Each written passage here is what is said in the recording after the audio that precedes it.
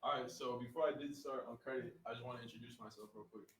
My name is Hugo. I'm currently 18 years old, and I've been studying finances and investing since I was about 13, since I was a kid.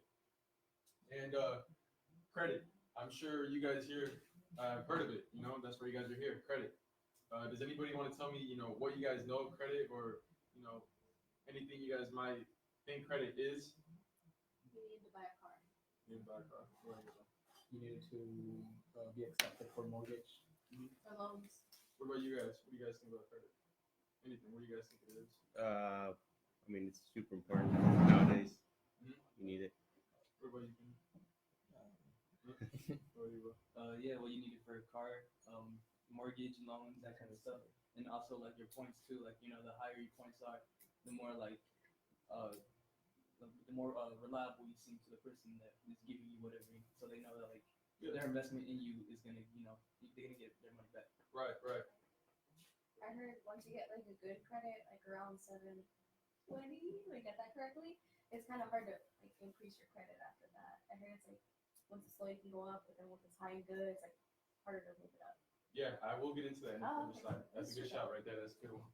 So, credit is essentially borrowed money that needs to be paid back in the future. I'd recommend you guys write that down. That's credit in a nutshell. Credit is borrowed money that needs to be paid back in the future.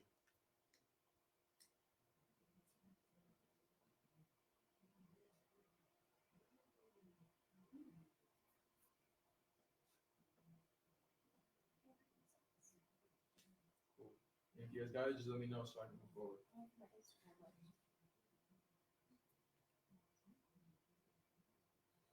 You got it, bro? Cool. So, a line of credit is how much borrowed money you potentially have at your disposal. That's a line of credit, which basically comes with credit. I recommend you guys write that down as well. Once you guys do open up credit cards or have any sort of credit, that's something you are eventually going to see, a line of credit. Basically, how much money you potentially have at your disposal.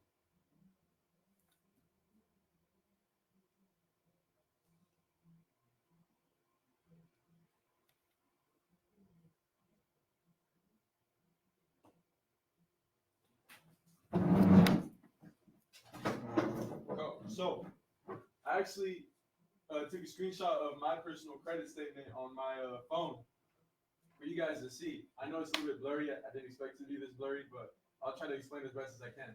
So right here is like a little line, and right there it says $1,200. That's my personal line of credit. That's how much credit I have available. That's how much borrowed money I can spend that I would eventually need to pay back. So right here it says $1,200. I don't know if you guys can see it. And on top where it says current balance, where it says $72.43, is how much. Do I need to go speak louder? Oh, okay. And $72.43 is how much available, or how much I've spent from this $1,200. You guys get? You guys understand that? And the payment due date is basically the day that I have to pay my borrowed money from. So, for example, those $72 that I've spent from my available credit of $1,200, I need to pay back by April 4th. And the very last day I can pay it back by is April 7th. And if I don't pay it back, there's a thing called, well, you guys understand debt. I'm technically in credit card debt, and I start to pay interest on that money borrowed to me, which is terrible, which you guys will actually see in the future of this slide. And this is my personal actual statement. So, a credit score is like a report card for adults. That's a good way to put it. I'd recommend you guys write that down as well. A credit score is like a report card for adults. It basically lets people know, how responsible you are with managing money. If you can manage money well, you have a good credit score. And if you're not very good at managing money, you won't have a very good credit score. Like I said right here, you guys see? Good money management equals high score. Bad money management equals low score. And this little graph right here is what you were talking about. This is called a FICO score graph. And basically, this is what the credit bureaus and the lenders look at when they're they're looking at lending you money. So for example, when you talk about mortgage, when you guys talk about cars and stuff, this is the type of stuff people look at, like the banks, to see whether or not they should lend money to you. So 300 or below is terrible. That's awful. You won't even get approved for a loan. If you do, it'll be super super high interest. 600 to around 700 ish. That's fair. You know, it's okay. You will get approved for a couple loans, but the interest is going to be pretty bad. And this is where you were talking about the good and the excellent. This is where people want you to be at. This is where you'll get the best interest rates on loans, and you'll get a lot more opportunities through this right here. You guys want to be on this side of the spectrum instead of this side of the spectrum. This is terrible right here. And you were actually right. Once you get around here, it's a lot harder to be around here. It's my knowledge about 15% of people that have credit scores are actually here. I think even less. It's crazy. Credit, like any other investment, can put money in your pockets, and it can also take money out of your pockets. I mainly use credit for cash back that it provides. I only buy things that I can already afford with my card, and I pay it off in full by the time the bill is due. So, this is a cool little representation. The money received from my cash back, which is basically like this. So let's say I go buy gas, or I go buy that jacket you're wearing, or I buy, whatever, that shirt. I'm going to use my credit card, and then I'm going to pay that money back in the end, and I get paid for basically buying all those things that I would have already bought either way. You guys get what I mean? And the money that I get from my purchases, which is this basically what I got, $10.89 so far as of this month from my purchases. That money that I get back, I redeem it, and it goes straight into my bank account. And that money is then invested to get even more money back. And this is my dividend growth investment portfolio. This is my stock portfolio, the companies that I own. So the money that I get from the cashback payments from my credit card, I get that money, and in turn, I invest it in here so I can get paid more money. It's like a cycle. I get money to spend, and the money that I get from spending is then put into this, which I then invest. And then these companies actually pay me for investing in them, and then I just redo the cycle again. I invest again. It's just a cycle. I'm just making even more money, even more money, even more money. And it's growing. As you guys can see, I have $3.60. I have $1.44, $1.75, $1.34, $2. And eventually, these companies, or as you guys can see actually, check this out. I get paid almost every day now. So March 5th, March 6th, I got 2 payments. March 10th, I got paid again. March 12th, March 13th. It's revolving. It's revolving currently like this. I actually got paid today whilst I was driving over here, which is pretty cool. And these are my 3 ifs to credit cards. If you can control your spending, if you will only buy things that you can afford, if you will pay the bill off in full by the end of the month, you guys should be fine with credit cards. What do you guys think? Are you guys good with money? Do you guys know you guys have bad spending habits? What do you guys think? In what way? Just budgeting, because I used to eat out a lot Yeah. during school, because I'm on campus like 10 hours a day. Right. I'm getting better though, because not spending so much out. So I overall would say I would be a bad spender, but I'm moving towards being more responsible. Yeah. Where are you from? Yeah, same as her. I used to spend a lot of money like outside instead of like spending like few money on groceries. I Yeah. spend it like 10 times as much like restaurants and stuff. So I kind of like want to budget as well and make sure I can use that money like you said for investments rather than Right. other stuff. What about you, bro? Yeah, I'm in the same boat. You're in the same boat. Where, like, what do you mean? Like, you just Just a lot of eating out. That was honestly that's where most of my money was going to before. But now I got it under control.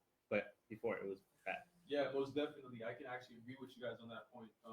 Not that long ago, actually, what I do is every month I actually look at where my money is going to, where my money is going out and where it's coming from.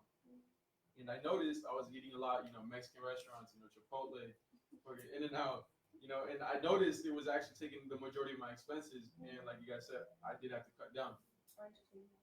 Entertainment as well, right. What about you, bro? Do you spend money a lot, or I mean the money you do have? Yeah, I know, high school student. Yeah, on food too. Food, shoes. I mean, I used to do that as well. Spend most of my money on shoes, clothes, and food that didn't even fit me after a while. What about you, Cesar? Me, I spend a lot of like on restaurants. Like food is my shit, you know. Yeah, like I go to like like after school, like almost every day after school, I'll go out and like get some like food from like the street, you know. Instead of like going home and like cooking up something, and I'll save money too. But for now, like it's a lot of outside food. Yeah, I've noticed that that's a pretty big expense even for myself. So unfortunately, the majority of people can't control their spending, and having a credit card just fuels that. Do you guys get what I mean? So a bunch of people already spend money that they don't have, and then they get their hands on a credit card, and then they feel that by spending even more money they don't have, which is crazy. It's crazy. So right here, credit card debt in the U.S. hits all-time high of 930 billion. Banks are basically profiting off of our bad money habits, which is why we need to become more financially literate. Like how you guys said, noticed you guys were spending too much money, eating out at restaurants and stuff like that, and you guys, cut back on that.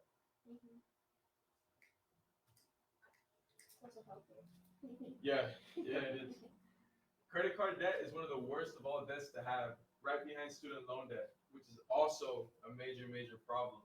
I don't know if you guys know this, but if you guys do have student loan debt and you can't pay it off, you can't file for bankruptcy. It stays with you.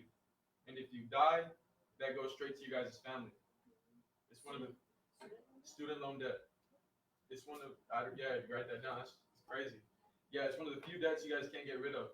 Yeah, so if you guys, let's say, go to college in, I don't know, Harvard or something, and you take out a bunch of, loans for it, and you end up graduating and not even getting into the field you wanted to be in, all that debt that you need to pay off, if you don't pay it off and you go to the bank or you go somewhere and, say, oh, I can't pay this off, I need to file for bankruptcy to make this go away. They'll tell you, nah, man, sorry. I have a question. So what exactly is filing for bankruptcy? Yeah. Like, I know people say that when they're like out of money, but what does that really mean? Yeah, filing for bankruptcy is basically saying I'm out of money. So basically, what banks are going to do is they're going to take away all of your debt. It's like starting over. It's like starting over. The downside to that is that you're no longer going to be trusted with any banks. That's the bad side. I don't even think they'll trust you to open up an account with them after you file for bankruptcy. And that's what happens. So let's say, for example, myself. Let's say I go to school and I take out a loan of, I don't know, $400,000, which happens quite often actually. And let's say I want to be a dentist, and so I take out this loan of $400,000, and I go through dentist school, and let's say, I don't know, something happens, I'm like, you know what? I don't want to be a dentist anymore. I want to be a construction worker. I want to be an art major. Now all that $400,000, I need to pay it back. The bank's gonna be like, yo, where is this money? And we want it back with interest. So I'm gonna be like, you guys, I can't afford to pay back this debt, which is a real situation. It happens a lot of the time. I'm gonna be like, well, I can't pay back this debt, so I'm gonna go to the bank and file for bankruptcy. So I go, and the bank is gonna tell me, sorry, Hugo, we can't let you file for bankruptcy because you have student loan debt.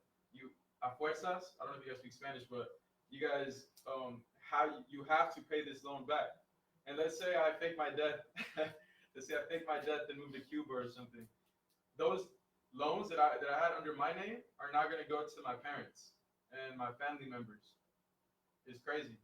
You can't get rid of those loans once you have them. And the interest on them is skyrocket, like it's high, super high. So I actually have a small graph here to show you guys kind of how it works. So let's say I spend $500 on my credit card, and I don't pay it back. So in the first month, I'm gonna owe $509 due to interest. and the interest is about 23%. So I gotta pay $509 on my very first month of not paying it back. On my second month, I gotta pay $519 for not paying it back. And on my third month, I gotta pay $529 for not paying it back. You guys get what I mean? It adds on. It's called compound interest, which is basically interest on top of interest. So by the end of 12 months, I owe $627 instead of $500. Yeah. So, like you said, it's interest on interest. So, does the 23% basically apply the first time onto the 500, but the second time it applies on the 509? Exactly. It doesn't apply on the 500 anymore. It applies to the amount you owe. Exactly. It's like this. It's like a box. You set a box down. You put another box on top, like this, like this, like this, like this, like this. It's basically like that. The interest stacks on top of the interest. That's the best way I can put it for you guys. And this is just $500. A lot of people are in debt $2,000, $4,000, $10,000. Now imagine 23% interest on $10,000 or $50,000, and then you compound that. So you add more each and every month. That adds on really, really quick. And for a lot of people, it's too much, which is understandable. I mean, this is crazy. Compound interest can work for you, and it can work against you as well. Compound interest, I'm actually taking advantage of in my dividends. Through my dividends. Remember, I showed you guys the companies that are paying me. Remember, I showed you guys that. So that's actually good compound interest. There's two types. There's bad compound interest, and there's good compound interest. The bad way to earn it is through here, where basically where you're paying the money you owe back to the bank plus interest plus more. The good type of compound interest to make is how I showed you guys, through companies. So, for example, who here has shopped at the local mall before? Just raise your hand. So who here owns a Nike product? Raise your hand. Or has ever bought something from Nike? Okay. And who here has gone to Costco or Walmart before? Raise your hands. Thank you. You guys are all paying me, basically. Because I own Costco, Nike, Target, Walmart. I own a small part of all of these companies. And what these companies do is they pay me for basically just literally owning them. That's literally it. And so by you guys going to, buying Nike, buying from Target, from Walmart, keeps them in business, which in turn lets them pay me more money. And so let's say, let me go back to the slide where I showed you guys right here.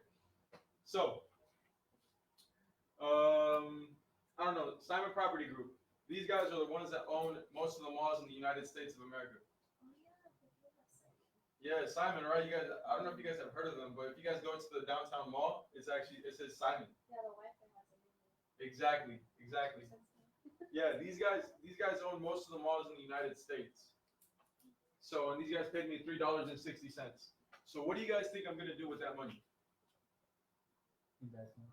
Invest more? What do you think? I feel like, you use since you know what you're doing. We'll probably invest more, but I think the majority of people will spend it. What do you guys think? Same thing. Invest. Invest? What about you? Invest. Invest. I mean, you kind of know already. But yeah, basically, all of this money that I make from these guys, all these companies, I take that money and then I reinvest it. I put it right back into those same companies. And the next time these companies pay me, they're going to pay me even more. And what am I going to do? Reinvest it. I'm going to put it right back in. And the very next time those companies pay me, they're going to pay me even more. And it's like that. It's a snowball. And that's called compound interest as well. This is the good kind. This is what you guys want to be on. This is the boat you guys want to be on. Where you guys are basically getting paid to sleep. Like I told you guys, right here giving this presentation, if I check my phone after today, I'm probably going to have another check coming in from another different company. So you have a check coming in, or how does that work? Does it go automatically into your account? Yeah, I call it a check, Oh, okay. basically, but it goes into my brokerage account. A brokerage account is basically what you use to buy into Nike, to buy into the mall. And it goes into that account, and if I so choose to, I can just transfer that money into my bank account, and now I make it real. Now it's my money that I can spend for whatever I want. But I'm waiting, I'm holding off on that. I'm waiting. So what I do is I take all of the payments, and trust me, you guys, there's a lot more. This is what I can fit on the computer. What's it called? I take that money, put it right back in, so it can pay me even more. So this time next year, instead of $3.60, I'm gonna be paid $20, $25, $30 by one company, and I own 39. And my plan is to own about 50 or more. Imagine that. Imagine 50 different companies paying you $10, $15, $20 or more each time. That adds up really, really quick.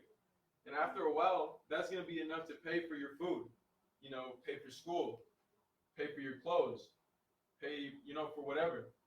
And now all of this money that you would have used, I mean, you guys work, right? You guys all have jobs, of Yeah. course. Yeah, I have a job as well. So now all that money that you would get from your job, you can use for something else, and these companies are paying off everything you guys spend your money on. Imagine that. You guys get what I mean? And I want to ask you guys a quick question. You guys as families, do you guys come from money? You guys come from, you know, wealth. Are you guys going to inherit some sort of real estate or stock portfolio? Just raise your hand if you are. Maybe real estate. You- Possibly. real estate?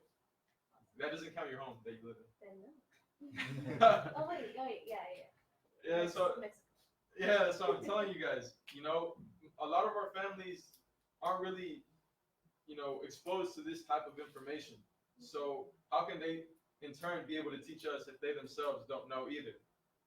You guys get what I mean? We're basically, it's like a cycle. We're basically, I guess, in the system's eyes, meant to be broke or live below everybody else. But by you guys learning how to take advantage of this, we break that cycle, and in turn, we build that wealth for ourselves and our families.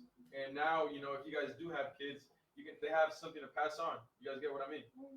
So I'm gonna tell you guys a little bit something that I'm doing with my little sisters. So I have 2 little sisters and a little brother. These two, my little sisters are 14 and 13.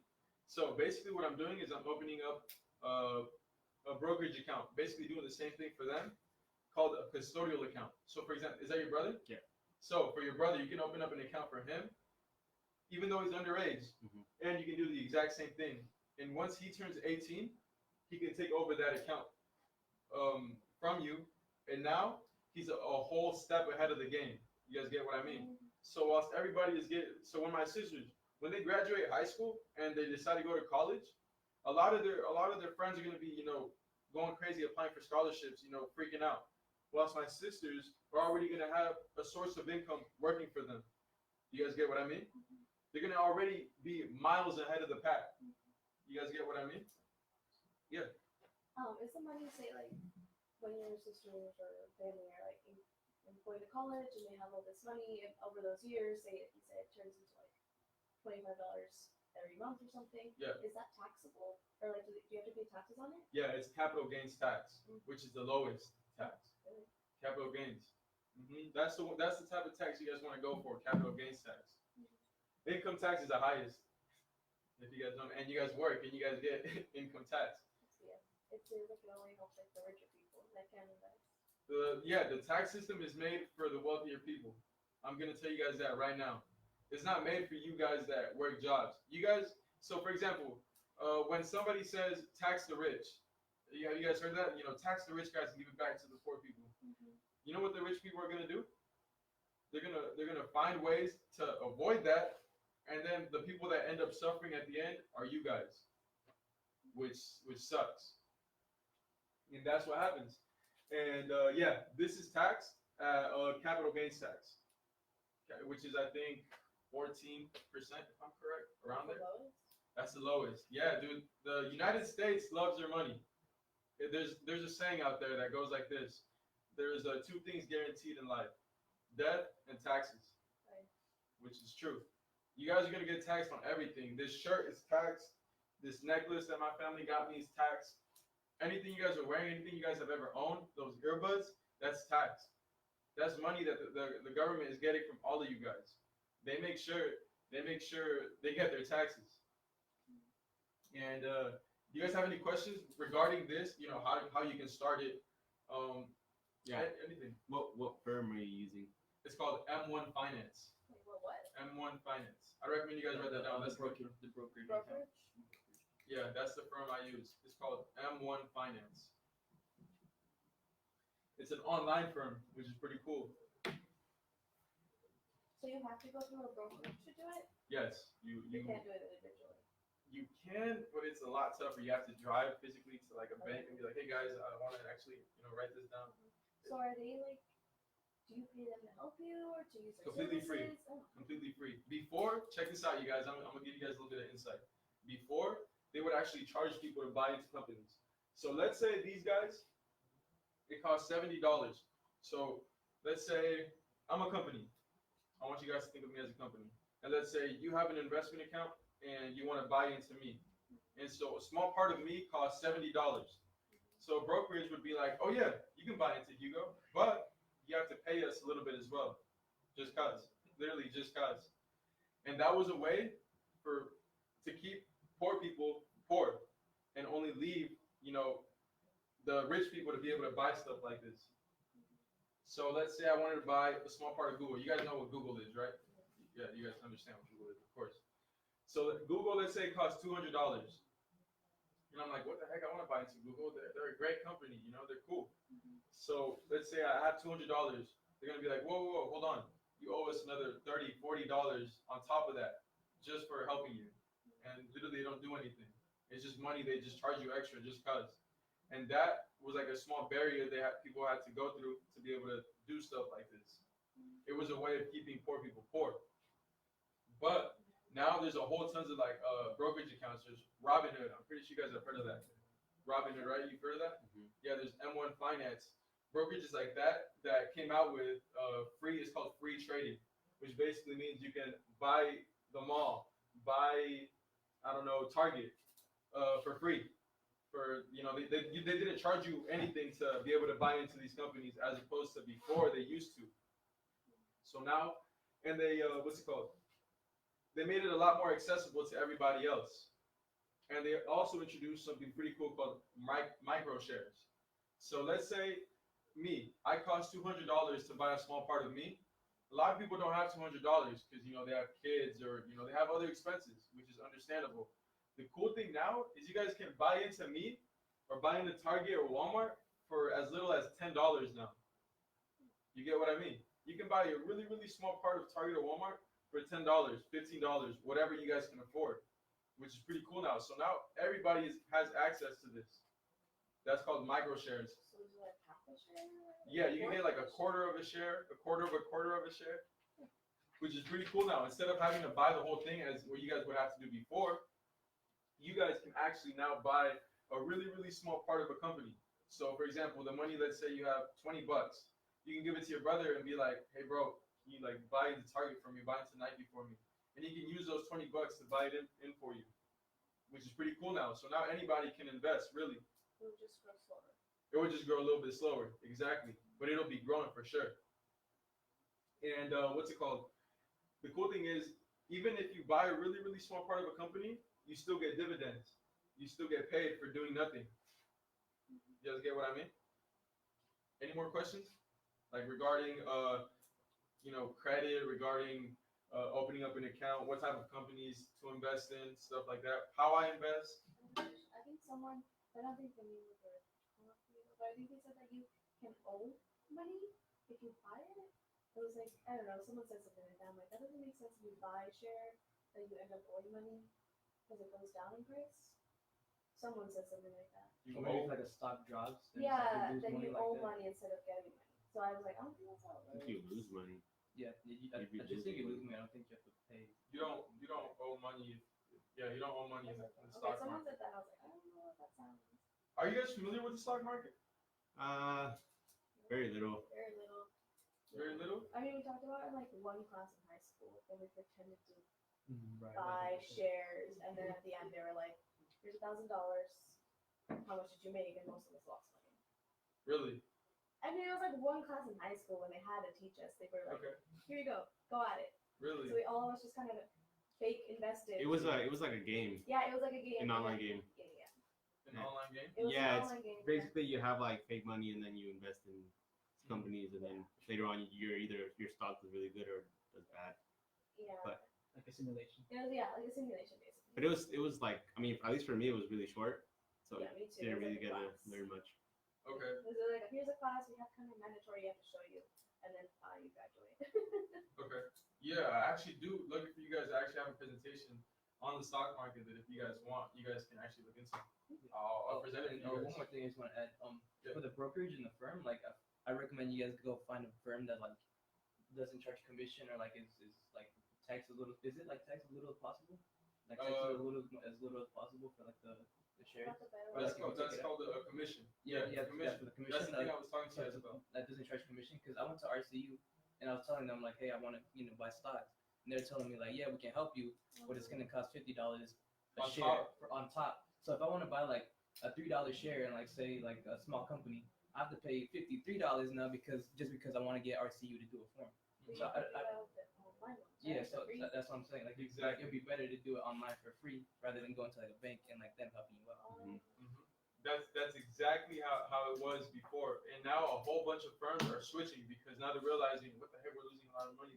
Everybody's switching, so now they're doing the exact same thing where instead of charging you a commission just to literally buy something, they'll do it for free now, which is pretty cool. That's a good thing That's good, but how is that getting them money? because now a lot more people that couldn't invest are starting to invest. You get what I mean? People that couldn't afford it. So I'll actually present on the stock market right now once I finish this up. So actually, we were on this slide, right? I actually talked about this. Okay. So if you can't afford what you buy, you won't be able to afford the debt that comes after. That's something I like to look at. You guys get what I mean? So back in high school, I graduated high school last year. There was people my age, 17, 18 years old, financing cars that they could not afford. I'm pretty sure you guys have heard of people or know of somebody like that. Who knows? It might even be you. You know? Oh no, Who knows? tired. But it happens. It does happen.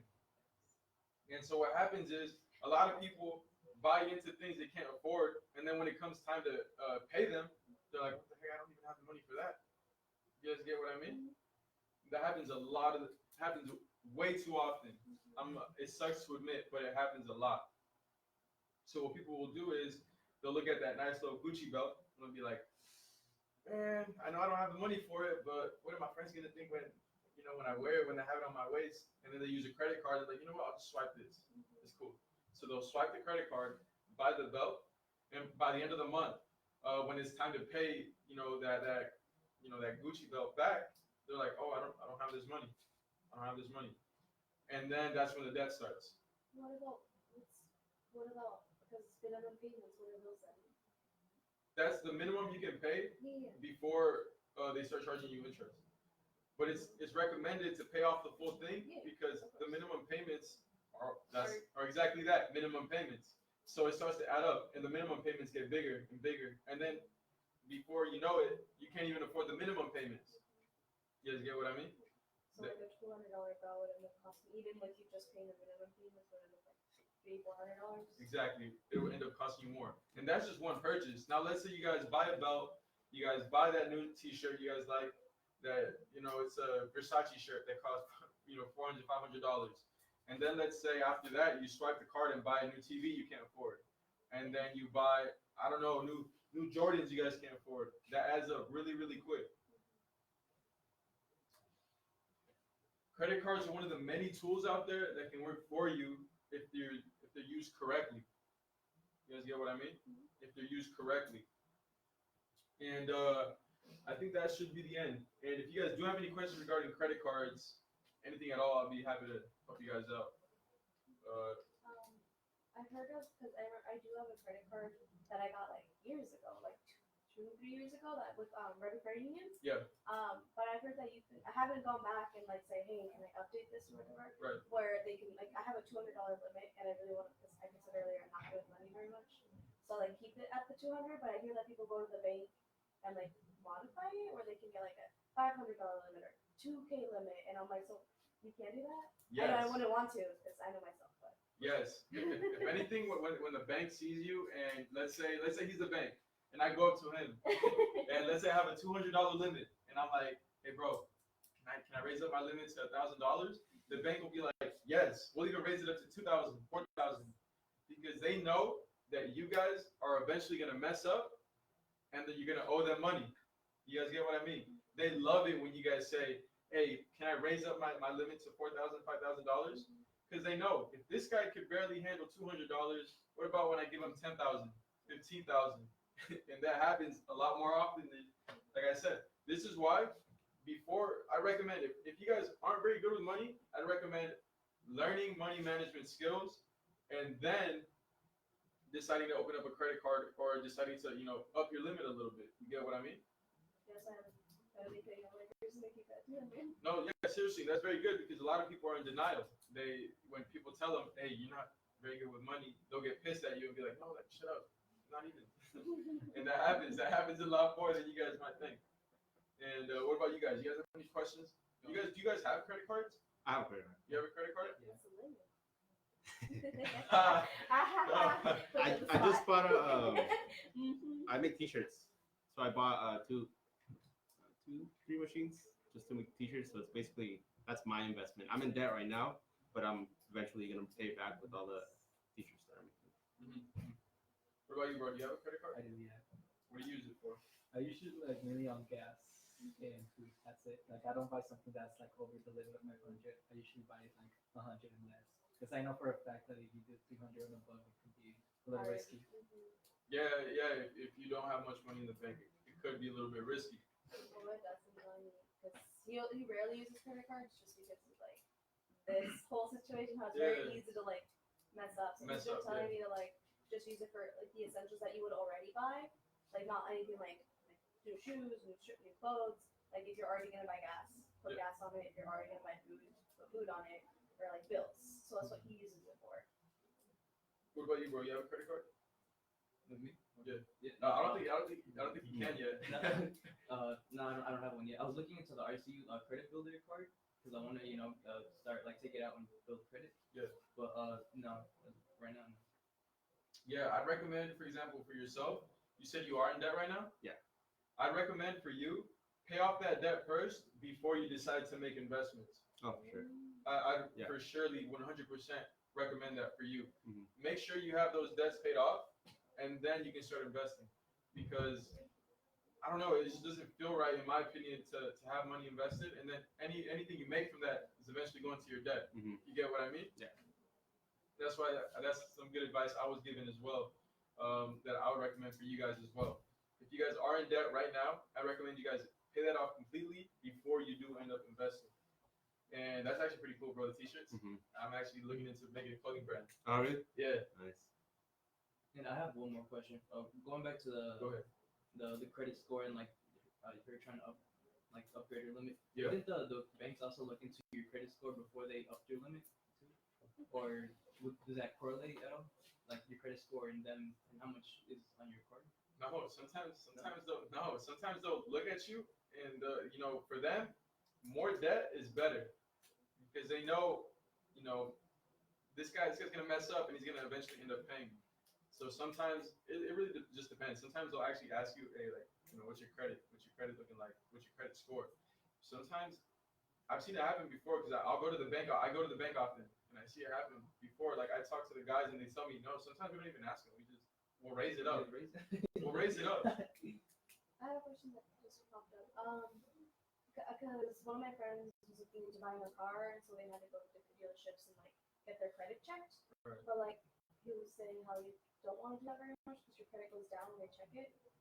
So whenever you have a credit check, does it go down? It's called a hard inquiry.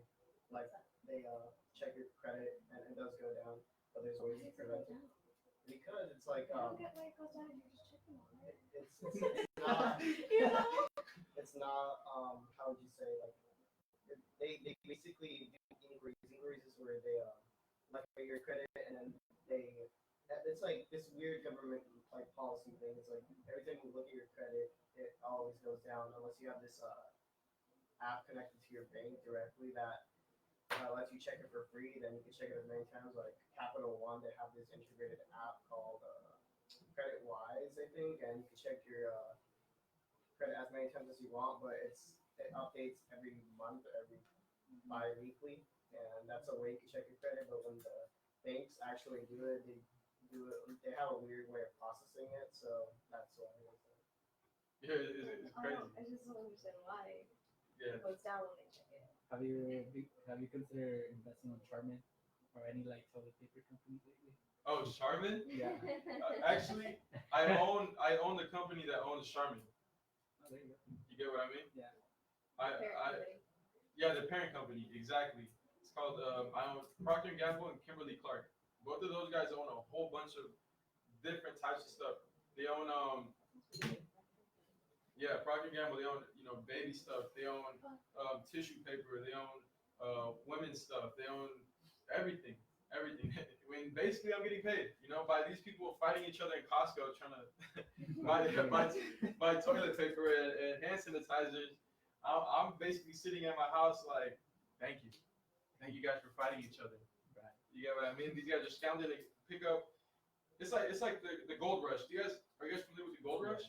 When everybody thought they're gonna get gold, the people that made the most money off of that were the people that were selling the shovels, the equipment. So whilst everybody is going to buy tissue paper, hand sanitizer, and freaking out, I'm sitting at my house like, keep buying, you guys, please. Thank you. I really appreciate it. Because now the parent company is making a lot more money, and now they're going to raise the money that they pay me, and at the end, I end up winning. In times like these, in these type of situations, Yeah. Since you already bought the share beforehand and you're just like profiting off of it, does that mean that like its share now is higher up? Like it's No. no? The stock market is a representation of what people think a company is worth. So, for example, let's say his t-shirt business. Let's say she spreads a rumor that your business is hiring slaves from, I don't know, anywhere. You have slaves working for you. And let's say it's not true. But let's say a lot of people believe her. And so they sell a part of your company. Your company goes down like this. But in reality, you're doing great. Let's say you're Nike. You're doing great over here, but everybody else thinks you're doing terrible, so they sell you. And that's when smart people, like myself, like him, like Cesar, we go in and we buy more because we know, hey, his t-shirt business is doing great. I don't know why they spread that rumor. It's not even true. And so eventually people are going to be like, wait, that rumor wasn't even true. And your shares of your company are going to go right back up, and we're going to be right there. We're going to sell. We're going to make money off of that. You get what I mean? So when people spread rumors of companies, it doesn't really hurt the companies. If anything, it hurts the people that sell them in the stock market. You get what I mean? So let's say I'm a huge company, and you spread that rumor with me. And my shares go down to $10 for a really smart part to buy into Costco. In reality, I'm doing great. If anything, I'm making a profit. But what on the stock market, it says that my company sucks. And let's say smart people like these guys over here, they're like, wait, Costco's doing great. There's people fighting to get into Costco. Let me buy into Costco here at $10 because I know it's gonna eventually go back up. And what happens? It goes back up. You make a profit. And then these guys end up selling, and you guys end up losing. You get what I mean? Okay. I thought it was correlated. No, not at with all. How successful the business was. Not really. Tesla, like companies like Tesla, for example, when they were a super small company and they started going public, they weren't even making a profit. They still aren't making a profit, but people are buying them just because they really like what a Tesla is, or they like the owner. And that's actually a bad example because Raphael's back there. He's gonna kill me after this. But Tesla's not a bad company. But that's what happens. People invest off of speculation. So this is actually a real example that happened not too long ago. There's a company called WeWork, where basically, let's say people like for example, like you, bro, that you have a t-shirt company. Let's say you don't have space at your house and you want to rent space at another building to do your t-shirts on or hold meetings. This company called WeWork let you do that, where you could rent a room to have meetings in. It's not a bad idea, huh? It's not a bad idea. The only bad thing is the guy that made that idea was on airplanes snorting cocaine with hookers. He's a terrible owner. Terrible owner to say the least. But what happened was nobody paid attention to that guy. They just paid attention to the idea, and so they bought in. And the price went up, even though the company was doing terrible. They weren't even making any money. You get what I mean? That's what happens. It happens a lot, actually, a lot more than you guys might think. So in that scenario, the company's doing bad, but the stock market looks like it's doing good, so their shares are higher. Yeah. How does the company benefit from that? Yeah. So the company gets the money that let's say a little part to buy a little part of you costs $200, and I give you $200 to buy a small part of you. You get that money, and then you use that money to grow the company. Oh, okay. You get what I mean? So I get a small part of the company, and in return, you get my $200 that you then use to grow the company. That's how the stock market works. But with the terrible owner, let's say you're the owner, bro. My bad. Sorry. Let's say he's the owner and he's in an airplane starting cocaine. Starting cocaine. Now my $200 goes to him, and he gets that money, and instead of growing the company and making it better, he uses to buy more cocaine or more hookers. You get what I mean? I mean, this is a real scenario. That happens. It really did happen. Yeah, that did happen. You guys can even search it up. And what happened was the company went under. It went under. Yup. And everybody that was buying into it just cause lost their money. That's crazy. So that's how you lose money, for example. That's how you can lose money in the stock market. And this is why I always say, do your research. Really look into a company, who owns the company, what the company does. Is it going to be around in a long time? Because the idea for the company that I told you guys about, where you can rent a space, what happens if something like right now happens and nobody wants to go outside? So no one wants to gather. No one wants to gather. Worst case scenario, let's say your company's not making much money, you could just stay home and have meetings. You don't have to rent a room. You guys get what I mean? Yeah, you can do Skype. You can do Skype. It's free. You get what I mean? So yeah, the idea it was not bad, but it did have its flaws. And a lot of people didn't even look into that. They just saw the stock price that it was going up. They're like, oh, let me get into this. So they bought when it was going up, and they sold when everything was going down, and they screwed themselves over. So this is actually a presentation on the stock market. So by the end of this presentation, you guys are going to have a better understanding on money, investing, wealth building, and personal finance. So financial literacy, what does that mean to you guys? What does it mean to be financially literate? To understand how the economy works, budgeting, and everything that has to do with money wise. Yeah, basically knowing how to look at economy. Or knowing how to budget even. What about you? What do you think? Just being smart with your money. What about you, man? Knowing where your money's going, where's it coming from, knowing how to grow it, grow your money. Yeah. So financial literacy. You guys got the idea of it. Financial literacy is basically having an understanding of money and how it works.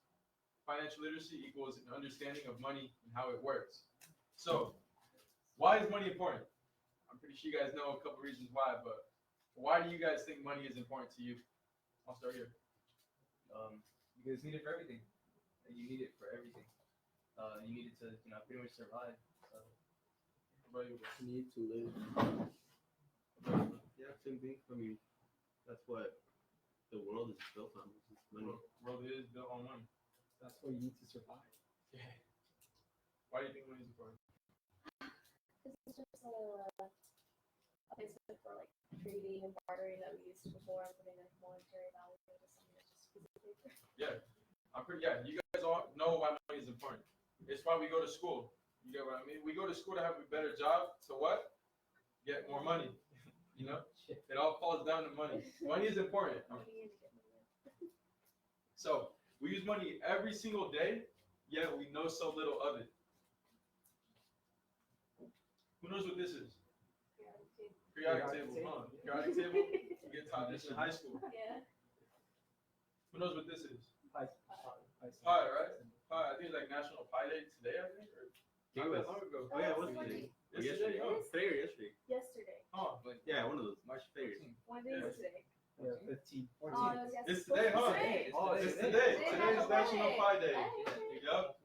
So, I was like, what day is it? what's that? You talked about a dividend That's what you get from your investment. yeah, So from school your, should be that's what you teaching get like paid back from your Yeah. your stock, whatever. That's not a good representation because I actually explained to you guys what it was Yeah. beforehand. Oh, shoot, you did. I really did. But anyways, a lot of people know what pi and the elemental chart is, but they don't know what a dividend is. You guys get what I mean? How you're not in school anymore, are you? So have you ever used pi to buy groceries? Have you used pi at all actually after? You guys get what I mean? Have you guys used the elemental chart in real life? Yeah. See, sometimes. Sometimes, you know, when I'm just, you know, creating things in my mind. Nope, and stuff, dude. That's what I'm telling you guys. A lot of the stuff we learn in school, we don't really use in real life. And I don't want to hate on school because there's a lot of cool teachers. I love some of my teachers that have taught me and teach me now.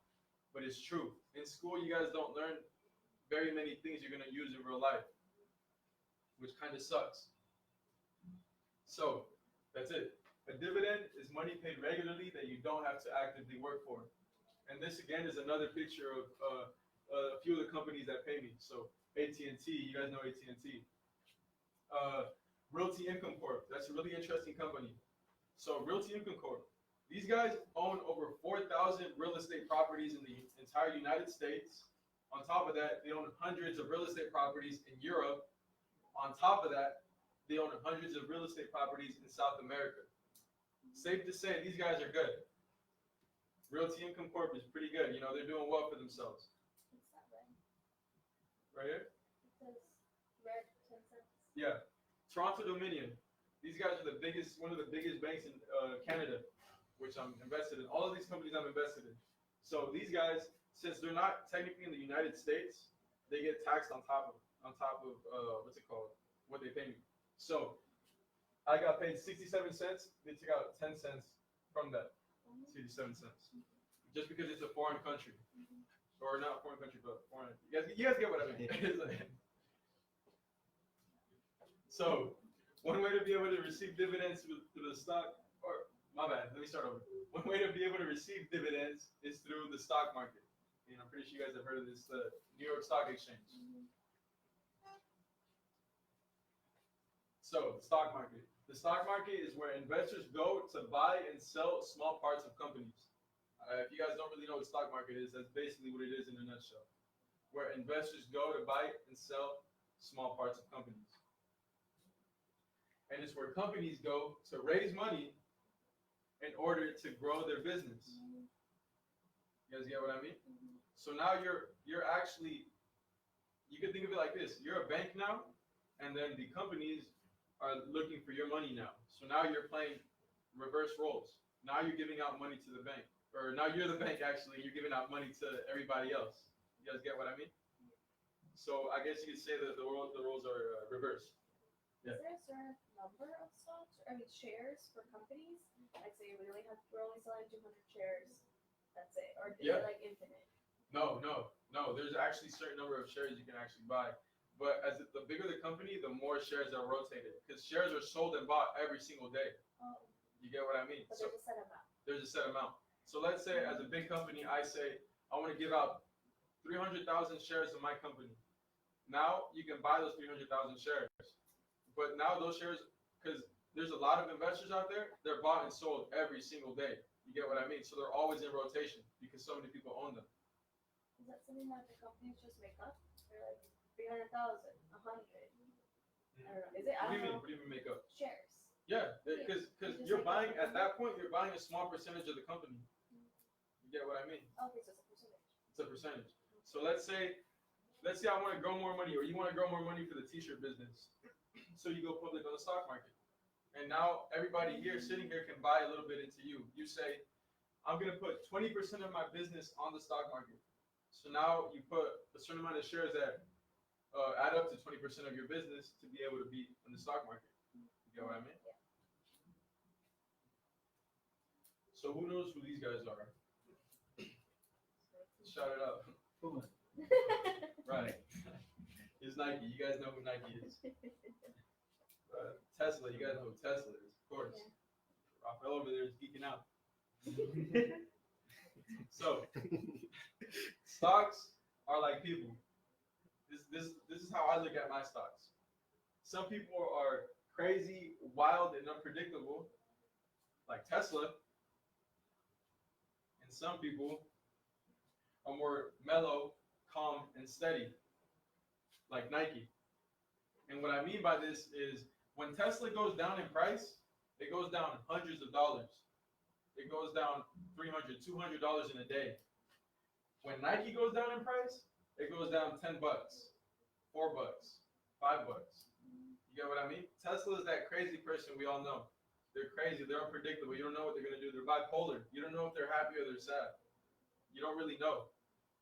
And Nike, they're more, chilled out. We all know somebody that's, laid back, cool. They're relaxed. So when Nike goes up, it goes up a little, not much. Sometimes it can go up $20. You don't really hear Nike going up $100 in a single day. It can happen, but it's very rare. And you don't really hear Nike going down $200 in a single day. It's pretty rare. It's more mellow and calm. So why should we invest? You guys go ahead and tell me, why should we invest? Why do you guys think we should invest? Be free Or what? financially. Financially free. Yeah, be financially free. So, and then also like to make sure that like personally me, like I'm broke right now, right? So I'm trying to invest. So then like my kids, my grandkids don't have to be broke. I want to be the last one in my family that's ever like in the position where I'm at. Dang, bro. But you just basically for my situation. Yeah. So what you saying? I was gonna say not even just for yourself and your family, but also as like a culture and a people. If we teach each other like you're doing now to just even just like 5 or 6 of us, we're gonna hopefully go back and like share that with our friends and family. Like I know I put it on my Instagram, like watch this if you can't come. Right. But basically like grow our whole like community as a whole and to like basically raise ourselves up from poverty Most definitely. without having to like break our backs with like physical work. Mm-hmm. I kind of see it like as a retirement plan in a way that you basically invest, but at the same time, it's money that you're putting in there. I mean, you can either lose it based on the company, or you can either gain more from it. Mm-hmm. Yeah, most definitely. Like I said before, I don't know about you guys, but my family, they don't know what a stock is. They don't really, until recently I started explaining it to them. They don't really know what the stock market is or how you can invest into a real estate property to give you money. They don't really know that stuff. My dad just knows hard work. You guys get what I mean?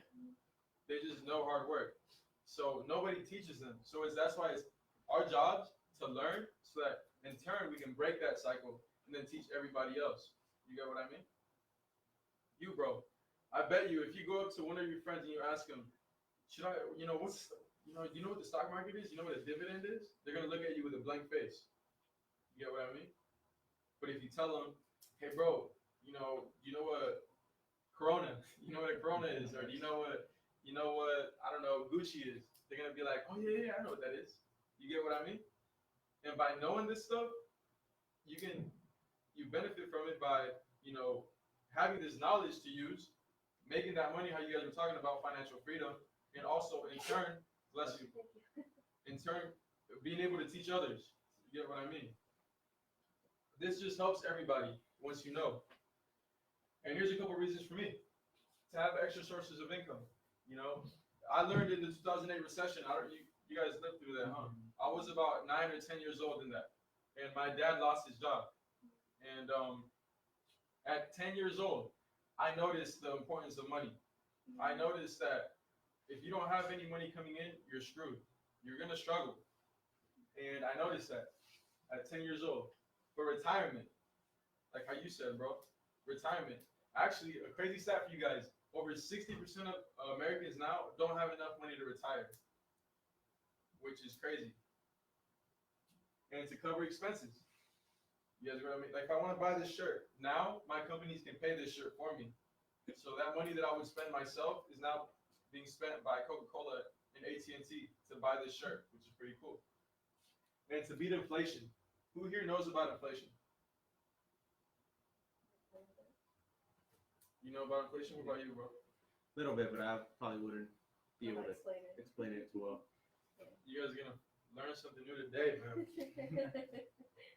Inflation. When the price of goods goes up and the value of money goes down. So, who here has a bank account? right? You guys have a bank account, and it's been told by us for a while. You know, put your money in a bank account. It's safe. You know, put your money in a bank account. So, what if I told you guys that that money that's being put in the bank account, banks are using it, printing more of it, and then they're lending it out with interest. That's really what's happening. And so when new money is being printed every single day, the old money is being worth less. And this is inflation. Banks are one of the only entities that have the power to print more money. They can print money out of thin air. So why isn't it going? That's done. How is it done? You have 19 slides. What? It's going so well. Yeah, I'm sorry, you guys. There should be more slides here. I might have to wing it. All right, yeah, I guess I have to wing it for you guys. So, like I said, you guys have bank accounts. Maybe it's like we reloaded. Maybe. Let's see. No, I guess not. I guess it might have deleted or something. I had more slides. And the other one is a PDF presentation. No, I don't think so. Yeah. This one. Did you click on the other one? Yeah, that's the KBBF one. No, it's not. This one. This one. So, inflation. Hold on, let me go back.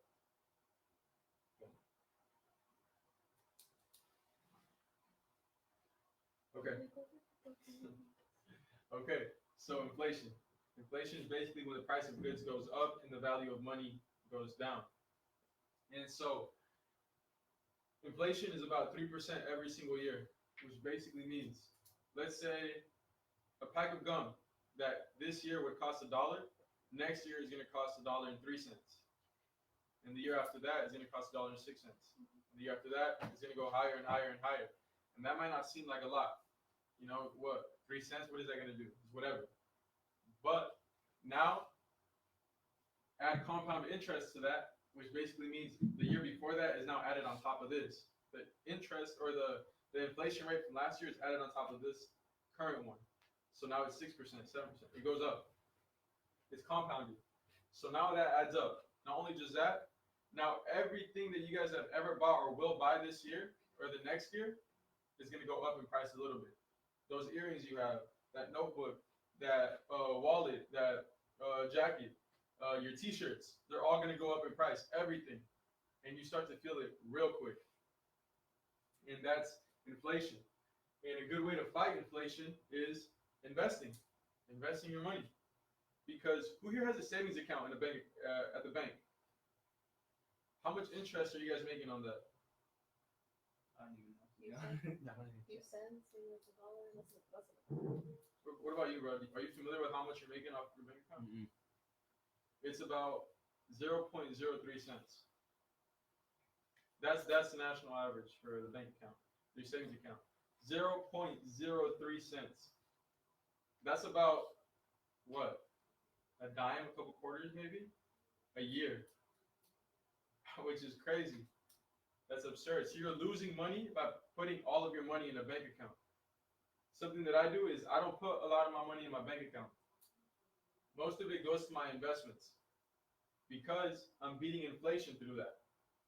So the dividends that I showed you guys earlier, the dividends, these ones, you know, my $1.10. One company already is paying me more than I get from a bank account. Already, just one. Now, what about my other 38 different companies that I own? You get what I mean? Investing is a way to beat inflation. Because, like I said, you guys, you're losing money by keeping all of your money in a bank account through inflation. And nobody really tells you that. Which is, to me, it's crazy to me, personally. So say like something happens in life, say you got all your money or the majority, Yeah. the majority of your money in stocks. Yeah. So like 2K, 3K, I don't know. but what you would have had saved. Yeah. Something happens, like your car breaks down or something. Would you be able to just sell everything and just get that back? Yeah, you can do that. So You can- technically, it's kind of like a holder, like a bank in a way, but the way you're making money. Yeah, you can do that. You can sell. Yeah, you can sell. You can sell in and out of companies. But with that comes taxes. Our old friend taxes. I told you guys, there's long-term capital gains and short-term capital gains. So when you guys sell a stock before you guys hold it for a year, you get taxed on from federally and state tax. And California has the worst taxes. I don't know if you guys know that. California has the absolute worst taxes, actually. So you guys get taxed, let's say 20% on what you sell. On top of that, you're gonna get taxed another 15, 20% again. So you basically lose anything you made. You get what I mean? So you have to keep it in there for a year At least a year. A year and over, you get taxed a lot less for each company. for each company. Exactly. Each share. Yeah, for each share basically. And let's say that emergency does happen. This is why I also recommend having some sort of, emergency money put aside. Even for myself, I'm 18 years old. I still have emergency money put away for stuff like this. Recently, my car, the signals didn't work. For most people, that would be an emergency and they couldn't even afford that. This is why I recommend you guys have some sort of savings put aside in cash. Have some sort of cash savings, because for a lot of people, a $1,000 emergency is over the top and they can't afford that. You guys get what I mean? Which is actually crazy. Any other questions? And there should have been more, you guys, but I don't know what happened. But yeah. Anyways, thank you guys. I appreciate you. Thank you.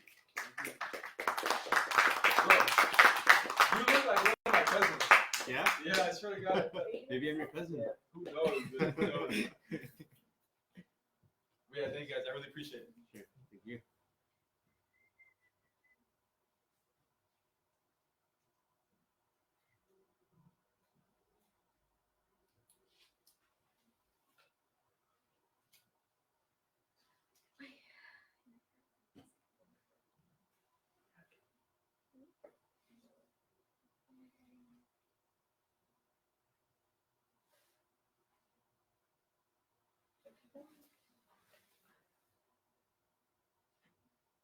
I don't know when Google started doing this, but I like it.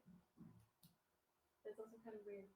It syncs everything because then it synced all of my emails, and I was like, Have your email on your phone?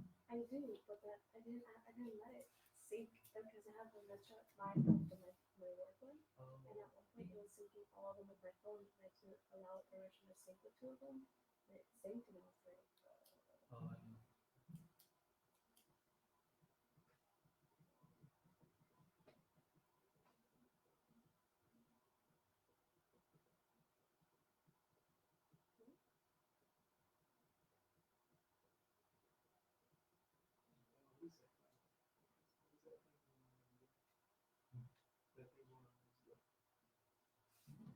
Alright, so we have till 7, right? Because I could either cover just day trading, or I could go in depth with real estate, Airbnb, multiple sources of income, and everything else. Yeah, I think we have like 50 minutes. Alright. So you guys want to try and crunch it all in, or you guys just want to learn what I do, like day trading and that stuff? Before It's up to you guys. I gotta run, you guys. I just want to say thank you guys really for showing up. And take care. thank Yeah. you. You take care Yeah. too. See you, bro. We'll keep in touch. Whatever time permits, I guess. Alright, okay. I guess we're gonna go in order. So stocks. Stocks are you could either do what Hugo does, which is dividend long-term investing. You know how you get paid every day or every week by certain companies you invested, like a certain amount. And that's a good way to have stable income. What I do personally is day trading, which is a more aggressive type of investment.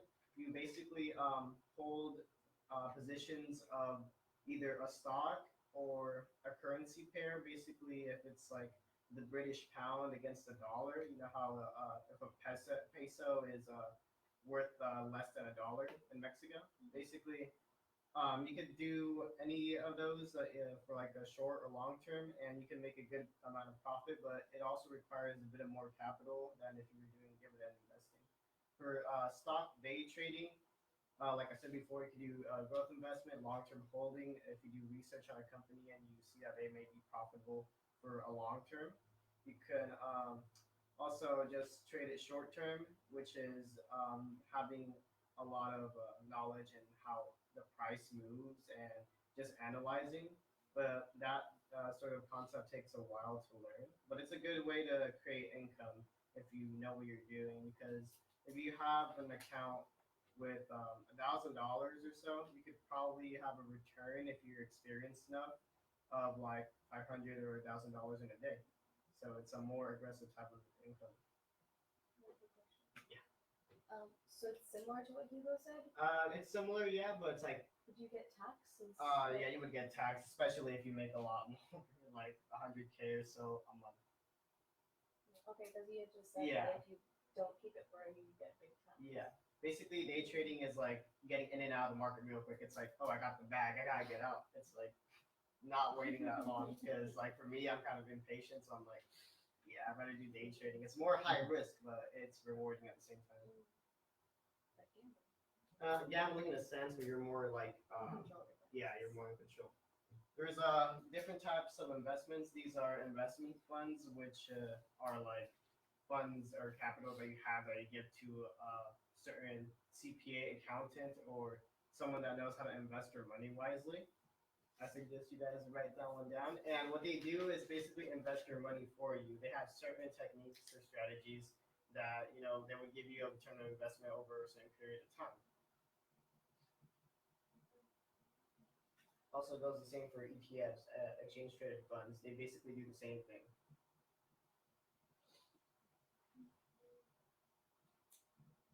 We're gonna skip options and futures because they're the same thing as stocks. Okay, real estate. So who here has heard about real estate? Alright, what have you guys heard about real estate? It's basically like, I don't know, where flipping houses you buy, Yeah, live in a property and then resell it back. nobody. The most I know about real estate is just my dad buying like a house. So we know that the market was really good a few years ago, and now they're going up again in price. But then they're probably going to go down again because they're kind of going into a recession. So Yeah, I just heard that the price goes up and down depending on how the economy is. for sure. Have you heard about real estate? Yeah, What have you heard? it's like well, to be honest, all I've heard is like what like Jay-Z said, like it's like if you buy like in his song Story of OJ. Oh yeah, Oh, He yeah. said he bought a property for $2 million. A couple years later, that same property was worth $25 million. Yeah. So it's like for me, I feel like it's if you buy into a property and like that same neighborhood goes up, then it'll be worth more like when you try to sell it. Yeah. That's a good idea. Yeah, good concept. Basically, how I view real estate is I tie it in with what Hugo said about building credit. If you have good enough credit within the 700 range or 800 range, when you go to take out a loan, basically an FHA, first owner's like loan to get a house, you can probably get a good rate and a good loan based off how your credit is. And multiple ways to build sources of income with real estate include Airbnb, which is you don't necessarily take out a loan for that, but you basically dress up professionally. You go up to a certain landlord where you want to get their property from. You ask them if they would let you sublease or use their property to rent out to people on Airbnb. And basically, it's like you're renting it, right? Like you pay them a monthly fee. But in reality, if you're having it on Airbnb, let's say for 500, 300 a night, you're making more than the rent, so you're profiting off that. And that is a way you can make money off real estate without actually owning real estate. And another way to make money from real estate is, getting a loan, actually getting a property. But you have 3 to 4 people paying rent in that house. One person pays for a mortgage, which is your loan for the building that you want to acquire, and the other 3 people are going to be just putting money in your pocket. Let's say the rent is like $1,500 per person. So basically, you're making $1,500 from one person to pay for a mortgage, and the rest, which is $4,500, is just your money every month. And another way, there's a bunch of ways. Another way is yeah, house flipping. You basically find a how would you say it? A very bad condition house or semi good condition house. You hire people to re-innovate it or make it better, and then you list it on the market again for like double or triple the price, and then you keep that profit. I knew personally someone that does this and is pretty profitable. His name is Gustavo. I met him when I met my mentor for Airbnb in Beverly Hills. And what he does is basically yeah, he house flips. He has like this complex strategy, where he has a whole email list. He acquires buildings off market research. Market research is essentially seeing how many people live in an area and how many people buy or like sell homes in that certain area. And he targets a very bad condition building, and he makes it better and he sells it.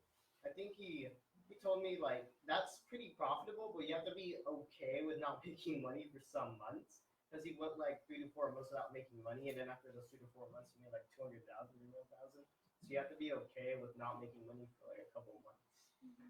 And then the final option is yeah, just buying a house right off the bat or with a loan, and then waiting for the price to go up and then selling it like how you said, like a Jay-Z song. So he bought a property for like 2 million and it went up. Yeah, it's another way as well. There's a lot of ways to utilize properties as a way to make money and create an extra source of income. My favorite, just Airbnb and renting out a home to people and just having money coming in every month without doing anything.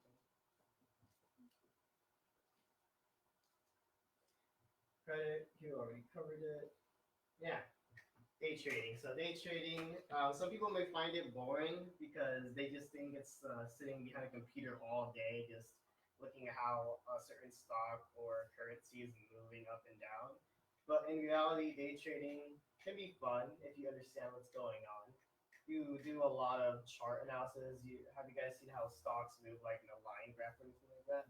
Yeah, basically you do analysis, like support and resistance zones, see how the market's trending at that certain time, if it's consolidating. You guys know what consolidating is, where it's like just in a range and really not going up or like down. It's just yeah, just stagnant in a way.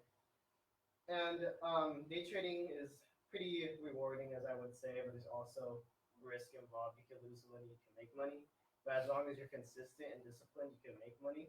I suggest if anyone wants to get into day trading, you guys should look for a good mentor that actually shows results, whether it be on social media or I can personally just teach. But I mean, with the coronavirus, but yeah, with the coronavirus thing going on right now, it's a good opportunity to trade, like day trade, or to buy stocks at a very low price. But I think personally is that the virus is just a government scare, so China's gold value could go up, and everyone's freaking out about it, which drives the market down. And if you're day trading, you can get really good moves when it's selling off.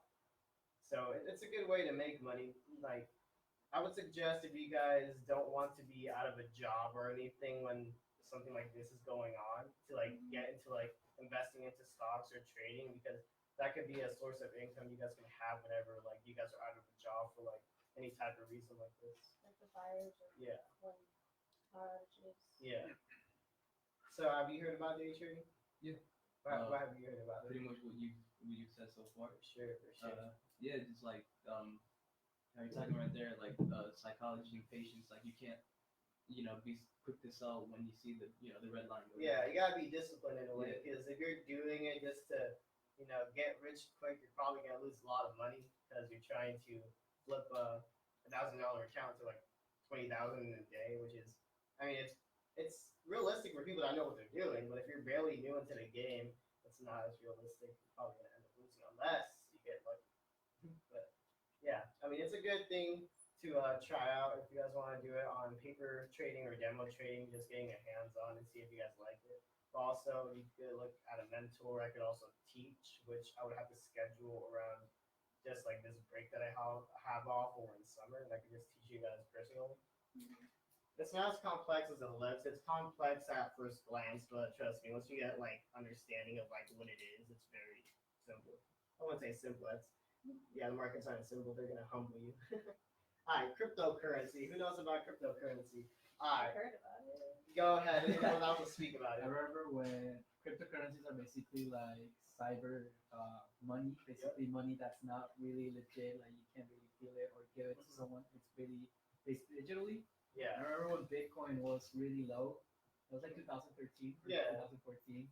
No one knew about Bitcoin until it skyrocketed. Yeah, and like the hype around it. Yeah. it was It was one of the insane. biggest mistakes. that Right ever made. now, Bitcoin with Right this now. virus thing, it went from like 9K to like almost 4K. So I think if we still keep seeing more headlines about it like being a dangerous threat to us, I think Bitcoin will probably hit like the $2,000 lows, or Yeah, possibly it's could go like- back to being under 1,000. Who knows? Depends on how.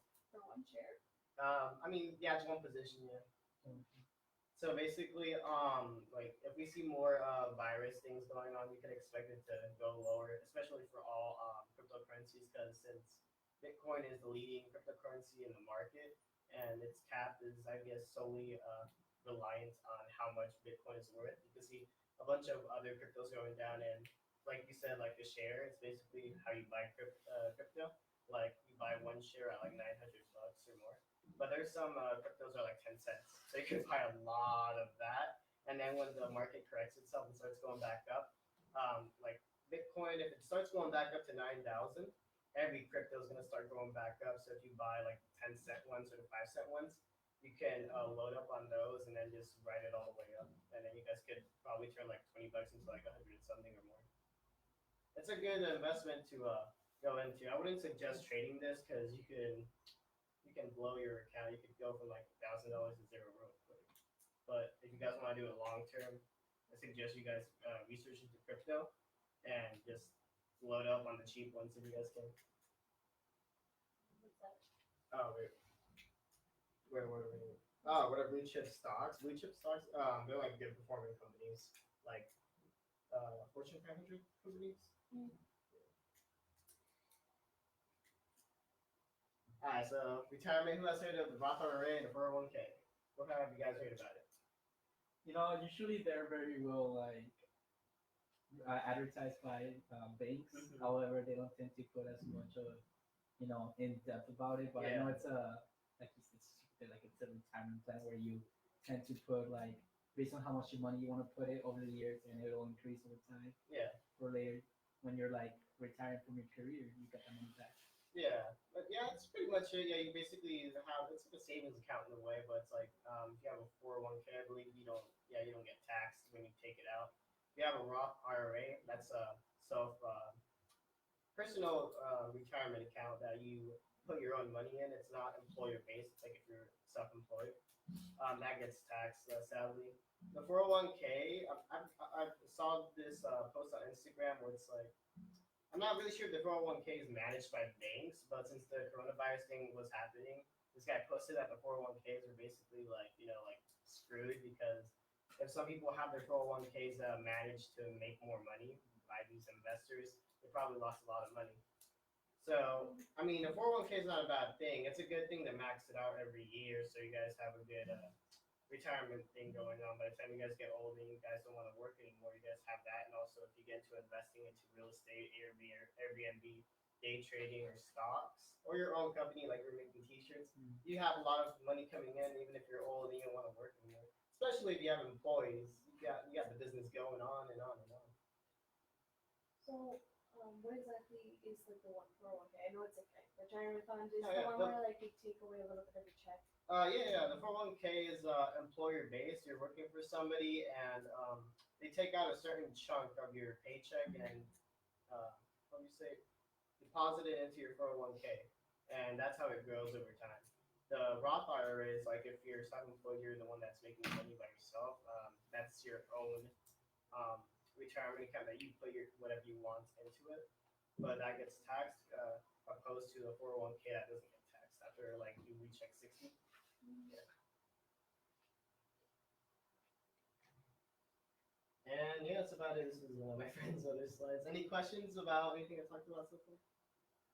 I've heard like the saying, I mean, just on like social media or anything, or like buy low, sell high. Basically, is that just like the way to look at it? Buy low, sell high depends on what market market you're in, what you're wanting to do. For stocks right now, it's a good thing to sell, but I wouldn't say just go in and sell blindly right now because we're already in the mood of the coronavirus thing, tanking every stock and every commodity. Commodity is like a currency pair, like crypto or just a peso.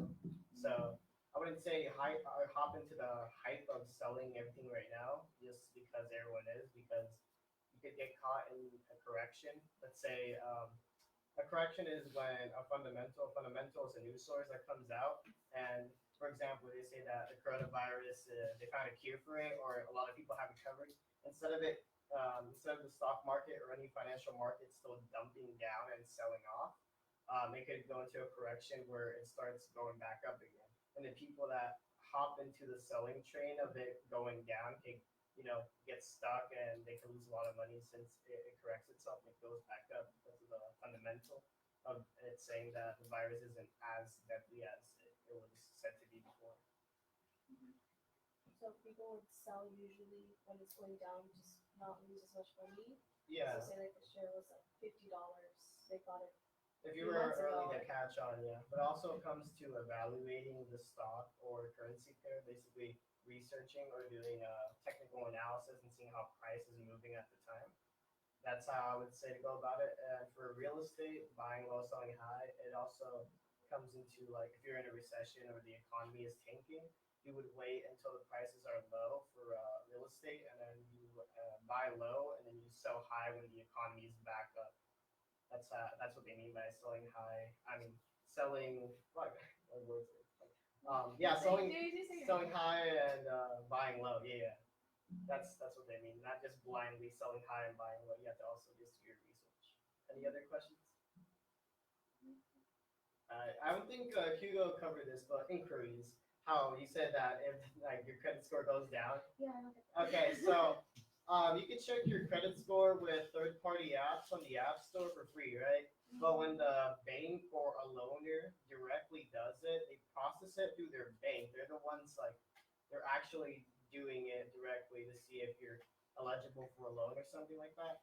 Basically, if you do it by yourself, you're not taking your credit score because you're not going to be applying for anything. You're just like seeing how it's performing.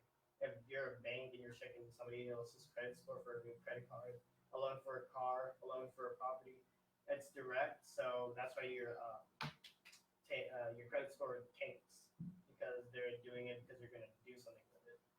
A good way to increase your credit score is to get loans, but like make sure you have the money beforehand to pay it off.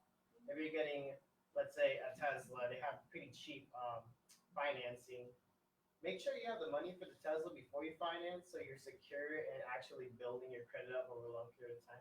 Same also goes to your property.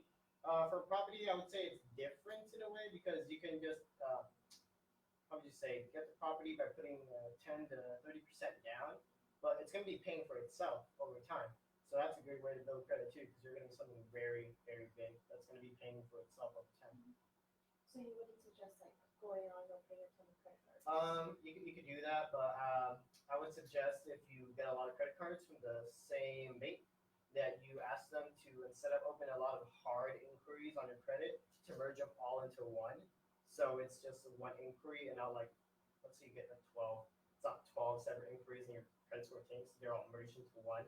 So if it does tank, it tanks by a little bit. Also, never cancel credit cards because that can I've heard mess about up that your too. score as well. That Some you people, can open a lot of them up and Yeah. use them a little bit here and there, like different. Oh, one of my friends at my job was kind of trying to explain that to me. How like he to build up his credit score really quickly, to get a bigger loan for something else he was working on. He opened up a ton of credit cards, used them like for daily things that he would already buy. Yeah. But he told me to never cancel them, or else it would hurt your credit score even more. Yeah. Than even just an inquiry. Yeah, canceling credit cards. Yeah, some people will say that they cancel credit cards because they don't want to, how you say you don't have good money skills. They're like, oh, probably stop me from doing that, but now you're gonna hurt your credit score more.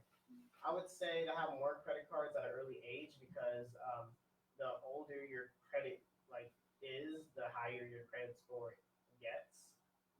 Basically, if you have a lot of credit after 8 years, it keeps on building up. Let me see. I have another thing to say. So like instead of like say like I know I opened up like a TJ Maxx card, Yeah. Team card. I mean I already paid those off, Mhm. but I just leave them open. I don't cancel them. I pay it off. I don't know any money, but just leave them open. Yeah, and also I would say to use them every month. Yeah, because Use like them every I month. think it also declines a bit if you don't use them. Really? I'm pretty sure. Yeah, I'm pretty sure. I heard that too. Like if you don't use them, it's bad too. Because then Seriously? Yeah. Because I have one for like Express like TJ Maxx that I use for like big purchases, Yeah. like $200. I would say $200 is a big purchase, and then I'd pay them off real quick.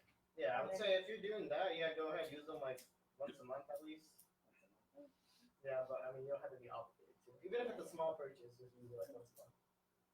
And one thing that I heard too was it's also bad if you pay like too on time. Like I heard that like if you pay on time, like the bank's don't really like that. So like if you pay like 2 days before you're supposed to pay it on time, your credit score rises more than it would if you were to pay it on time. I'm not sure about that, but I heard that if you pay more than what you have to pay, you increase it like that way too. Okay. I haven't heard about the on time thing. What I do is just like whenever it's due, I'm like I have the money, so I'm just paying it off right there and then.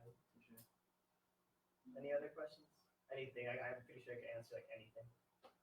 what about when you buy something from the credit? Like let's say I buy a shirt and I'm like, oh, it's not my size or anything, and then you return it. Will that affect your credit score? No, I don't think that'll affect your credit score. It'll just reimburse. Like credit cards have more how would you say policies against getting your money back. Uh-huh. Basically, it'll just be a refund back into your credit card account. Oh, okay. Don't hurt your score at all. Anything else? One question that it's really stupid, but like, I really need to know. Just because I think I just get it confused. Like I think I was getting the 401k and the Social Security confused. So what's the difference between those two? Social Security. I'm pretty sure that's money the government gives you. Like if you don't have a stable retirement plan, that's just the money they fund you. And as you get older and you can't work anymore, it's basically like welfare in a sense. I'm pretty sure it's like yeah, the government just funds you money. You can't have both. Or can you have both? Can you have Social Security and a 401k? I'm pretty sure.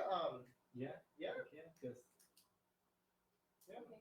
it's a different party. Like it's Mhm. government, and then there is like a big From your ones, which income, is- like yeah. Yeah, but I would suggest Social Security benefits to people that don't have a stable 401k plan. you can have both. Yeah. Can you have all three? Like the Social Security, your 401k, but then also the one that you said on the Oh, bottom. the that you Roth were- IRA. Yeah, like so you said Yeah, it's if you like later you're on self-employed. go into your own business, like he's doing his T-shirts, yeah, you can have a Roth IRA too. I thought it was just like you just have one. No. If that was the case, that would be kind of unfair. Yeah. It's a free for all. Yeah. So you can have all three. Yeah. So say like if you're trying to build your own business on the side, like you have like your T-shirts, but you also have to work. Mhm. So your 401k is linked to any job you get that has an income. Yeah. So like even if you change jobs once a year or something. Yeah. As long as you're working for somebody else, you have a 401k. And I would say that if you- opens up at what age? 65? Oh yeah, 60-ish, like once you're old. Whatever you want. Clear. Oh, you're whenever you want. Nah, that's not the case. Because if you do it at a young age, before 60, you're probably gonna take a lot of money out. I know my question that my dad told me about refinancing your house. Oh, refinancing your house in a certain Yeah. amount of years. Yeah. Yeah, I don't. The way he explained it to me, it didn't really make sense. And I said, well, why would people do that? Because the way he explained it was, you buy a house for like right now it's for like $500,000. Yeah. Yeah, $500,000, and then you're paying it off. And if you refinance it, and it's actually worth, I'm just gonna go off with like $600,000, and then you get the difference, which is $100,000 back in your pocket. Mhm. But then you start over on your payments. Is that right? No, I think it just continues. Like it works two ways. Some people do it because they want a cheaper payment plan. That's what you told me. Yeah, like if they can't afford it, and also just like if you want to build your credit for a long term. But like, It helps your credit. yeah, because if you're refinancing, you're basically paying lower for a longer period of time than you were before. But yeah, you also pocket that extra money that I went on. Okay. We pocket it, but then you have to pay off a bigger loan. No. It's the same loan, but you refinance. It's like you're getting it for the first time, but you're getting it for like a lower payment because you already paid the original amount. Would that just take longer to pay off? Yeah, I mean that's if you want to just build your credit score longer. Any other questions? We're good. I was gonna add something. I'm trying to remember what I was gonna add. Yeah, it's not coming to mind. It was something good. Dang. Go through your slides, maybe jog your memory. Maybe. Like what you usually do. I don't know if it was something related to the virus. So for the Roth IRA, isn't it if they won't tax you if you're like 59 and a half? They So if you're won't old tax enough, you? they won't tax you. If you meet the age requirement that it allows you to pull out the money from, they won't take their, because some banks have it where if you withdraw early, they take their own part. So I mean, as long as you meet the age requirement for the Roth, like we talking about Roth IRA. Yeah, the Roth. Oh yeah, for 1K, I'm pretty sure you could do it early or like 50ish, but it's just good to have it there when you're really in need or when you're old. Let's see. Damn, I can't really think about it. Yeah, I think that's about it. Yeah, I can't really think about it. I mean, if you guys just want to hit me up on Instagram, my Instagram is See if you can find it up there. it's But just type it. it is And then because I have, it's live on my Instagram. Are you doing Instagram Live? Yeah, when they started, I put the Instagram on just because I know my friends wanted to come, Yeah. but they were really sick or were able to come because of the virus. That's on my Instagram right here. Oh, okay. Is that a car you have? No, it's just a car I saw. Well, I'm making it a goal to make it mine before Oh. like 22. Oh, wow. Isn't that like a 300,000, 300,000. But if you have extra, oh yeah, that's another thing I want to add up. Okay, so if Cars? you're getting a supercar, if you're getting a supercar or any type of cars like these, you better have multiple sources of income, which is like 5 or 4, whether it be your own business, your job, or your investments. Because with a supercar comes insurance, maintenance, and other costs like if it breaks down. So you want to make sure that your other income, which is not your main job, can cover all of that just in case. For example, when I'm day trading, I'm making sure whatever I make is getting put into more sources of income, whether it be teaching people, creating my own academy, dividends, rental properties, or my own business. Basically, just to have my day trading income come in, and that could be used for reinvesting back into my things or living, or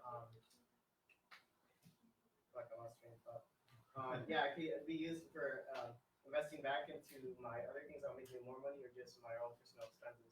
But I suggest if you guys are gonna get any type of like high-end cars, whether it be Mercedes, supercars, just have other things that are gonna bring in cash. So if anything goes bad with those cars, you guys are not feeling stressed about the costs. My other question that I just remembered, I thought that up for day trading, or I guess if you know for long-term trading like Hugo was doing, what's a good baseline to start with? Like just invest $100, just invest $500, invest $1,000. Okay, depends on what you want to do. You want to like do Hugo. It's not really trading. It's like long-term growth investing.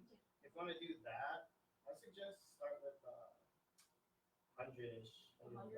Yeah, but beforehand, I'm pretty sure you could do like practice it on this site called Investopedia. Investopedia. Yeah, pretty sure you can practice on that website.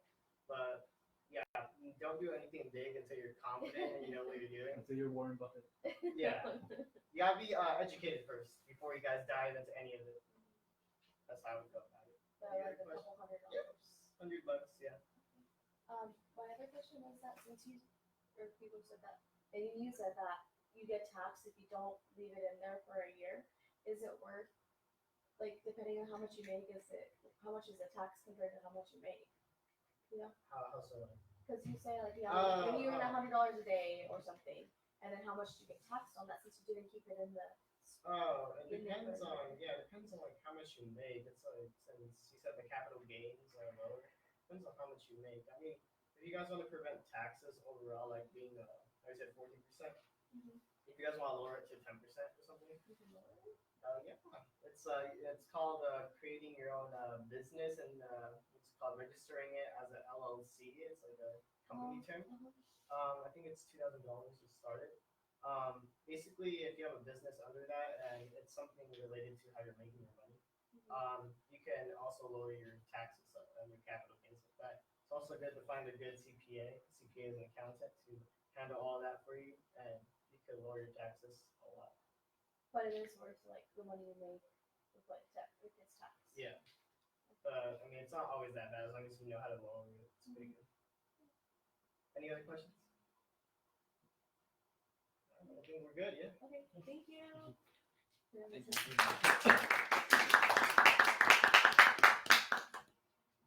So again, it's all about learning as much as possible, sharing the knowledge. So we are gonna put this on Facebook in a couple of minutes. We're gonna end the Facebook Live recording, and that way, hopefully, people can continue to share it, learn, and then we'll also provide the information for both of the presenters.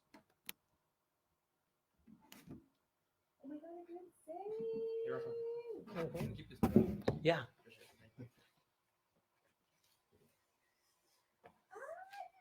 Because my battery started being low. You didn't say it? No, I didn't say.